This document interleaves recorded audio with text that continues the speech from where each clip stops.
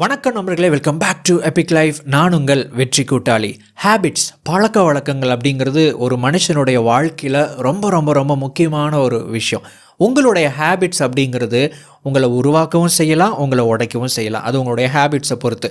அந்த மாதிரியான ஒரு டாப்பிக்கு தான் இந்த வீடியோ மூலமாக நம்ம பார்க்க இருக்கிறோம்.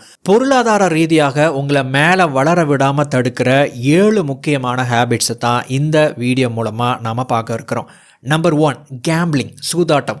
இந்த சூதாட்டத்தில் 2 விதமான சூதாட்டம் இருக்குது. ஒன்று டைரக்ட் கேம்பிளிங், இன்னொன்று இன்டைரக்ட் கேம்பிளிங். டைரக்ட் கேம்பிளிங் அப்படின்னா நேரடியாக, அதாவது உங்களுக்கு தெரிஞ்ச அந்த சூதாட்ட முறை, ஏதாவது ஒரு விஷயத்தில் பந்தயம் கட்டுறது, ஆன்லைனில் ரம்மி விளையாடுறது, இந்த மாதிரியான விஷயங்கள் எல்லாம் டைரக்ட் கேம்பிளிங் அப்படின்னு சொல்லுவாங்க. இது கொஞ்சம் மோசமானது, ஆபத்தானது, உங்களை வளர விடாது. நீங்கள் க்ரியேட்டிவாக செயல்பட்டு ஒரு விஷயத்தை உருவாக்கி அதன் மூலமாக பணம் சம்பாதிக்கணும் அப்படிங்கிற அந்த மோட்டிவேஷனை அழித்து பேராசை அப்படிங்கிற ஒரு விஷயத்தை உங்களுக்குள்ளே தூண்டி விட்டு அந்த ஒரு நெருப்பில் உங்களையே போட்டு எரிக்கக்கூடிய ஒரு ஆபத்தான ஒரு விஷயந்தான் இந்த சூதாட்டம் அப்படின்னு சொல்லப்படுற இந்த கேம்பிளிங். இப்போ இதில் 2வது டைப் இன்டைரக்ட் கேம்பிளிங் அப்படின்னு ஒன்று சொன்ன பார்த்தீங்களா, அது இதை விட ஆபத்தானது, இதை விட மோசமானது. அது என்ன அப்படின்னா, இப்போ உதாரணத்துக்கு சில பேர் டே ட்ரேடிங் பண்ணுவாங்க பணம் சம்பாதிக்கணும் அப்படின்னு சொல்லிட்டு. டே ட்ரேடிங்கை பற்றி அவங்களுக்கு தெரிஞ்சிருந்தாலும், அவங்களுக்கு படிச்சிருந்தாலும், அவங்க அதில் கொஞ்சம் எக்ஸ்பீரியன்ஸ் இருந்திருந்தாலும், ட்ரேடிங் பண்ணும்போது, இன்வெஸ்ட்மெண்ட் பண்ணும்போது, அல்லது இந்த ஷேர் மார்க்கெட் சம்மந்தமாகவோ அல்லது வேறு ஏதாவது ஒரு விஷயத்தில் எனக்கு 1,00,000 ரூபா பணம் கொடுத்தீங்கன்னா உங்களுக்கு அதை பல மடங்காக திருப்பி கொடுப்பேன், அல்லது இந்த அளவுக்கு நான் வட்டி கொடுப்பேன் அப்படின்லாம் சில பேர் சொல்லுவாங்க. அதுவும் ஒரு விதமான இன்டைரக்ட் கேம்பிளிங் தான். இந்த மாதிரியான விஷயங்களில் உண்மையாகவே அங்கே என்ன நடக்குது, அது என்ன ஏது அப்படின்னு தெரிஞ்சுக்காம, செல்ஃப் அவேர்னஸ் இல்லாமல், நாம் இப்போ எந்த நிலையில் இருக்கிறோம், நமக்குள்ளே என்ன நடக்குது அப்படிங்கிற ஒரு விஷயம் புரியாமல், பேராசை அப்படிங்கிற அந்த ஒரே ஒரு விஷயத்தை மட்டுமே மனசுக்குள்ளே வச்சுட்டு, எப்படியாவது நான் பணம் சம்பாதிச்சுடுவேன், என்னுடைய கடன்களையெல்லாம் அடைச்சிடுவேன், நான் பெரிய ஆளாயிருவேன், நான் பணக்காரன் ஆயிடுவேன் அப்படிங்கிற ஓவர் கான்ஃபிடென்ட்டில் இறங்குறாங்க பார்த்தீங்களா. அதாவது ட்ரேடிங்லேயோ, ஷேர் மார்க்கெட்லேயோ, இன்வெஸ்ட்மெண்ட்லேயோ, அல்லது யாருக்கோ பணம் கொடுத்து இறங்குறாங்க பார்த்தீங்களா. அந்த மாதிரியான விஷயங்கள் இன்டைரக்ட் கேம்பிளிங் அப்படின்னு சொல்லுவாங்க. காரணம் என்ன அப்படின்னா, அந்த மாதிரி செயல்படும் போது நாம் ஏதோ பிஸ்னஸ் பண்ணுற மாதிரியோ அல்லது நம்ம ஒரு ப்ரொஃபஷனல் மாதிரியே நமக்கு தெரியும். நம்ம சூதாடுற மாதிரி நமக்கு தெரியவே தெரியாது. தெரிஞ்சால் தானே நம்ம ஏதோ தப்பு பண்ணுறோம் அப்படின்னு நம்மளால் புரிஞ்சிக்க முடியும். அந்த செல்ஃப் அவேர்னஸே இல்லாமல் நாம் ஏதோ ஒரு விஷயம் பண்ணுறோம் அப்படிங்கிற ஒரு எண்ணத்தை உருவாக்கி நம்மளை சூதாட வைக்கிறது தான் இந்த 2வது இன்டைரக்ட் கேம்பிளிங் அப்படிங்கிற டைப். இந்த 2 விதமான கேம்பிளிங்கில் நாம் எச்சரிக்கையாக இருக்க வேண்டும். Number 2, impulse purchasing. Impulse purchasing அப்படின்னா ஒரு தூண்டுதலின் காரணமாக நம்ம நிறையா விஷயங்களை வாங்கி போடுறது, நிறையா விஷயங்களை பணத்தை செலவு பண்ணி வாங்கிறது. அது ஆன்லைன்லையா இருந்தாலும் சரி அல்லது ஆஃப்லைன்லையா இருந்தாலும் சரி. புதுசாக ஒரு ஆஃபர் வந்திருக்கு, இந்த ஆஃபரில் வாங்கினீங்கன்னா இந்த விலை ரொம்ப குறைவாக இருக்கும் அப்படின்னு சொல்லிட்டு நமக்கு நிறைய ஃபார்வர்டட் மெசேஜஸ் வரும். அல்லது இந்த மாதிரி மெசேஜஸை பரப்புறதுக்கே நிறைய குரூப்ஸ் எல்லாம் கூட இருக்குங்க. நிறைய அந்த ஷாப்போஹாலிக்ஸ் எல்லாம் அந்த மாதிரி குரூப்பில் ஆட் ஆகிருப்பாங்க. ஸோ இந்த மாதிரியான விளம்பரங்களை பார்த்துட்டு அந்த விளம்பரங்கள் நம்முடைய ஆர்வத்தை, நம்முடைய ஆசையை தூண்டும் போது நம்ம பணத்தை கொண்டுட்டு போய் அதில் போட்டு நம்ம அதை வாங்கிடுவோம். உண்மையாகவே அது நமக்கு தேவை இருக்கா அப்படின்னு கேட்டோம்னா தேவை இருக்காது, ஆனால் நம்ம வாங்கிடுவோம். ஸோ இந்த மாதிரி இம்பல்ஸ் பர்ச்சேசிங், தூண்டுதலின் பேரில் நம்ம வாங்கக்கூடிய ஒரு விஷயம் ரொம்ப ஆபத்தானது. நமக்கே தெரியாமல் நம்ம கையில் இருக்கிற பணத்தை கரைச்சிக்கிட்டே இருக்கும்.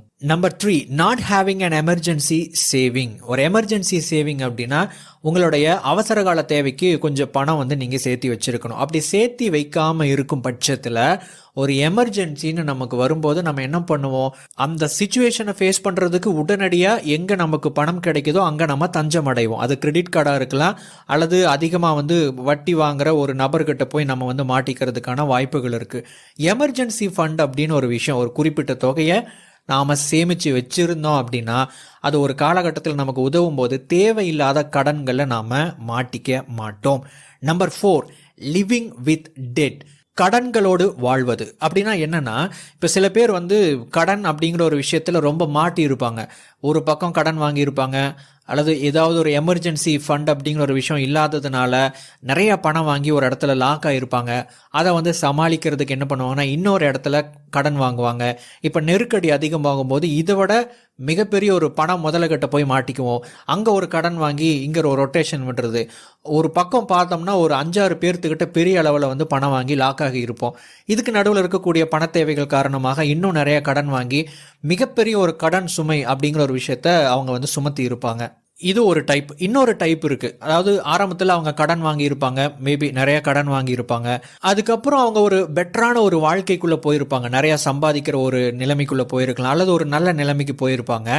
அப்போவும் கடன்களை வச்சுக்கிட்டே இருப்பாங்க. திடீர்னு ஒரு எமர்ஜென்சி வரும்போது எதுக்கு இந்த பணத்தை யூஸ் பண்ணோம், நம்ம வந்து இருக்கிற நகையை கொண்டு போய் பேங்க்கில் வச்சோம்னா வட்டி கம்மி, இந்த கிரெடிட் கார்டை யூஸ் பண்ணால் வட்டி கம்மி, அல்லது இந்த டைம்குள்ளே நம்ம அடைச்சிடலாம், அதாவது இவங்ககிட்ட நம்ம போய் பணம் வாங்கி இப்போதைக்கு நம்ம அதை ரொட்டேஷன் பண்ணி அதை ஓட்டிக்கலாம் அப்படின்னு இந்த கடன் வாங்கக்கூடிய மனநிலையின், அதாவது ஹேபிட் அடிப்படையில் கடன் வாங்கி மாட்டிக்குவாங்க. கடன்களிலிருந்து வெளியே வரக்கூடிய ஒரு தருணம் ஒரு நபருக்கு இருக்கு அப்படின்னா அவங்க செய்ய வேண்டிய 2 விஷயம்: கடன்களை முழுவதுமாக அடைத்து விட்டு நிறைய பணத்தை சேமிக்கணும் அப்படிங்கிற ஒரு மனநிலைக்குள்ள போறது தான் வந்து பொருளாதார ரீதியாக முன்னேறுவதற்கான முதற்படி அப்படின்னு சொல்லலாம். Number 5, get rich quick schemes. Get rich quick ஸ்கீம்னா இப்போ நம்ம முதல்ல பார்த்தோம் இல்லைங்களா, அதாவது 1,00,000 ரூபாய் என்கிட்ட பணம் கொடுத்தீங்கன்னா நான் வந்து ட்ரேட் பண்ணி உங்களுக்கு பணம் திரும்பி கொடுக்குறேன், அல்லது நீங்கள் எனக்கு பணம் கொடுத்தீங்கன்னா மாதம் மாதம் உங்களுக்கு தவறாமல் நான் வட்டி கொடுத்துருவேன், அதுக்கப்புறம் இவ்வளோ தொகையை நான் உங்களுக்கு திரும்ப கொடுக்குறேன், நான் வந்து ஒரு ஏதோ ஒரு விஷயத்தில் இன்வெஸ்ட் பண்ண போகிறேன், நான் ஏதோ ஒரு பிஸ்னஸ் பண்ண போகிறேன், அல்லது இது வந்து ஒரு ஸ்கீம், அல்லது எங்களுடைய கம்பெனியில் நீங்கள் ஜாயின் பண்ணி நீங்கள் பிஸ்னஸ் பண்ணிங்கன்னா நீங்கள் நிறைய பணம் சம்பாதிக்கலாம் அப்படின்னு உங்களுக்கு பல விதத்தில் ஆசை காமிக்கிற, அதாவது சீக்கிரமாக நீங்கள் பணம் சம்பாதிக்கலாம், ஈஸியாக பணம் சம்பாதிக்கலாம், வேகமாக பணக்காரன் ஆகலாம் அப்படிங்கிற உங்கள் ஆசைகளை தூண்டி விடுற மாதிரியான ஸ்கீம்ஸ் அது எதுவாக இருந்தாலும் அதில் போய் நீங்கள் விழுந்தீங்க அப்படின்னா உங்களுடைய பணத்தை வந்து இழப்பதற்கான வாய்ப்புகள் அதிகம். நீங்கள் இந்த நியூஸ்லையெல்லாம் நீங்கள் அடிக்கடி நீங்கள் பார்த்துருக்கலாம். அதாவது என்னென்னா, ஒரு போலீஸ் ஸ்டேஷனில் போயிட்டு கொத்தா ஒரு 100 பேர் 200 பேர் 300 பேர்னு சொல்லிட்டு கம்ப்ளைண்ட் கொடுப்பாங்க. என் பணத்தை இவங்க ஏமாற்றிட்டாங்க, எனக்கு நிறையா அதிக வட்டி கொடுக்குறதா சொன்னாங்க, எனக்கு வந்து ஒரு பெரிய பிஸ்னஸ் ஆப்பர்ச்சுனிட்டி கொடுக்குறதா சொன்னாங்கன்னு சொல்லிட்டு கூட்டமாக மக்கள் போய் கம்ப்ளைண்ட் பண்ணுவாங்க. ஏற்கனவே இது மாதிரியான செய்திகளை கேள்விப்பட்டிருந்தாலும் அல்லது இது மாதிரியான ஒரு சின்ன அனுபவம் நமக்கு நடந்திருந்தாலும் ஏன் நிறைய பேர் அந்த மாதிரியான வலையில போய் விழுகிறாங்க அப்படின்னு கேட்டிங்கன்னா, அவங்களுடைய மைண்ட் செட், அவங்களுடைய ஹேபிட் எப்படியா இருக்கும், ஈஸியாக பணம் சம்பாதிக்கலாம், பணம் சம்பாதிச்சு நான் வந்து ரொம்ப பணக்காரனாக வாழணும் அப்படிங்கிற அந்த பேராசை தான் வந்து காரணமாக இருக்கும். எகெயின் இது வந்து ஒரு ஹேபிட் தான், ஒரு மனநிலை தான் வந்து காரணமாக இருக்கும். Number 6, not having an investment. முதலீடு அப்படிங்கிற ஒரு விஷயம் இல்லாமல் இருப்பது, அல்லது முதலீடு குறித்த ஒரு திட்டம், முதலீடு குறித்த ஒரு யோசனையே இல்லாமல் இருக்கிறது. நண்பர்களே, நீங்கள் ஏதாவது ஒரு விதத்தில் முதலீடு பண்ணிக்கிட்டே இருக்கணும். இந்த முதலீடு அப்படின்னு வரும்போது ஷேர் மார்க்கெட்டில் தான் பண்ணணுமா, அங்கே தான் பண்ணணுமா, இங்கே தான் பண்ணணுமா அப்படிலாம் கிடையாது. எந்த ஒரு விஷயத்தில் நீங்கள் பணம் போட்டால் அது வந்து ஒரு சொத்து மாதிரி செயல்பட்டு, அல்லது அது ஒரு முதலீடு மாதிரி செயல்பட்டு நீங்கள் போட்ட பணத்தோட மதிப்பை எது அதிகரித்து கொடுக்குமோ அதுதான் வந்து முதலீடு. இந்த முதலீடு அப்படிங்கிறது வந்து பார்த்தீங்கன்னா பல விதத்தில் இருக்குது. உங்களுடைய தொழிலில் முதலீடு பண்ணலாம், அல்லது நீங்கள் கொஞ்சம் சம்பாதிச்சதுக்கப்புறம் உங்களுடைய சொந்த வீட்டை வாங்கலாம், அதுவும் ஒரு விதமான முதலீடு தான். உங்களுக்கு வாடகையை மிச்சம் பண்ணி கொடுக்கும், அது வந்து ஒரு ஆசட்டாக செயல்படும். ஸோ இந்த மாதிரி பல விதத்தில் முதலீடு இருக்குது. பேங்க்கில் வந்து ஃபிக்ஸ்ட் டெபாசிட் போடலாம், ரெக்கரிங் டெபாசிட் போடலாம், போஸ்ட் ஆஃபீஸ் ஸ்கீம்ஸ் நிறையா இருக்குது, மியூச்சுவல் ஃபண்ட்ஸ் இருக்குது. இன்வெஸ்ட்மெண்ட் அப்படின்னு போகும்போது ஷேர் மார்க்கெட்டில் நிறைய ஆப்ஷன்ஸ் இருக்குது. அதாவது நம்ம ஒரே ஒரு விஷயத்தை மட்டுமே நம்ம பார்க்குறத விட்டுட்டு இப்போது உங்களால் எந்த விஷயத்தில் முதலீடு பண்ண முடியுமோ அதுதான் சிறந்த முதலீடு. சிறந்த முதலீடு அப்படின்னு நீங்கள் நினைக்கிறது சிறந்த முதலீடு அல்ல. இந்த முதலீடு அப்படிங்கிற ஒரு விஷயத்த யார் ஒருத்தங்க பண்ணாமல் இருக்கிறாங்களோ அவங்களுக்கு வந்து பார்த்திங்கன்னா எதிர்காலத்தில் பணம் அப்படிங்கிற ஒரு விஷயம் பற்றாக்குறையாக இருப்பதற்கான வாய்ப்புகள் அதிகம். Number 7, mindless spending. அதாவது நம்ம பணம் செலவு பண்ணுறோம், செலவு பண்ணும்போது நம்ம என்னென்ன செலவு பண்ணுறோம், எது இதில் நம்மகிட்ட இருந்து பணம் போய்கிட்டு இருக்கு அப்படிங்கிற ஒரு நாலேஜ் இல்லாமையே, நம்ம அதை பற்றின ஒரு விழிப்புணர்வு இல்லாமையே நம்ம அதிகமாக பணத்தை தண்ணி மாதிரி இறைச்சிக்கிட்டே இருக்கிற ஒரு பழக்கம். இந்த ஹேபிட் இருக்கக்கூடியவங்க என்ன பண்ணுவாங்க அப்படின்னா, எதிர்காலத்தில் வரக்கூடிய சில விஷயங்களை பற்றி அவங்க வந்து பெருசாக எடுத்துக்க மாட்டாங்க.